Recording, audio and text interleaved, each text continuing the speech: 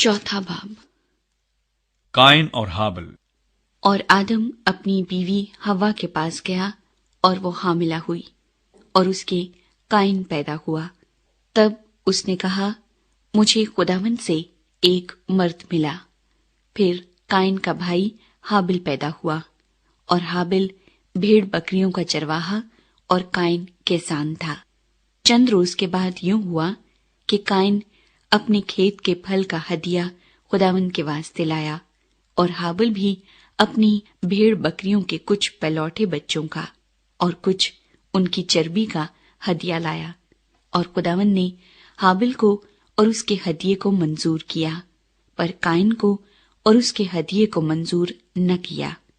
इसलिए काइन निहायत गजबनाक हुआ और उसका मुंह बिगड़ा। और खुदावंद ने काइन से कहा, तू क्यों गजबनाक हुआ और तेरा मुंह क्यों बिगड़ा हुआ है? अगर तू भला करे तो क्या तू मकबूल न होगा? और अगर तू भला न करे तो गुनाह दरवाजे पर दुबका बैठा है और तेरा मुश्ताक है, पर तू उस पर गालिब आ। और काइन ने अपने भाई हाबिल को कुछ कहा, और जब वो दोनों खेत में थे तो यूं हुआ कि काइन ने अपने भाई हाबिल पर हमला किया और उसे कत्ल कर डाला। तब खुदावंद ने काइन से कहा कि तेरा भाई हाबिल कहाँ है? उसने कहा, मुझे मालूम नहीं, क्या मैं अपने भाई का मुहाफिज हूं? फिर उसने कहा कि तूने ये क्या किया? तेरे भाई का खून जमीन से मुझको पुकारता है, और अब तू जमीन की तरफ से लानती हुआ, जिसने अपना मुंह पसारा कि तेरे हाथ से तेरे भाई का खून ले। जब तू जमीन को जोतेगा तो वो अब तुझे अपनी पैदावार न देगी, और जमीन पर तू खाना खराब और आवारा होगा। तब काइन ने खुदावंद से कहा कि मेरी सजा बर्दाश्त से बाहर है।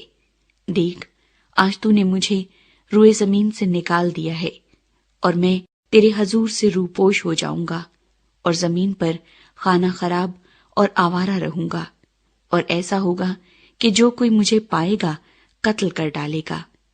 तब खुदावंद ने उसे कहा, नहीं, बल्कि जो काइन को कत्ल करे उससे 7 गुना बदला लिया जाएगा। और खुदावंद ने काइन के लिए एक निशान ठहराया कि कोई उसे पाकर मार न डाले। सो काइन खुदावंद के हजूर से निकल गया और अदन के मशरिक की तरफ नूद के इलाके में जा बसा।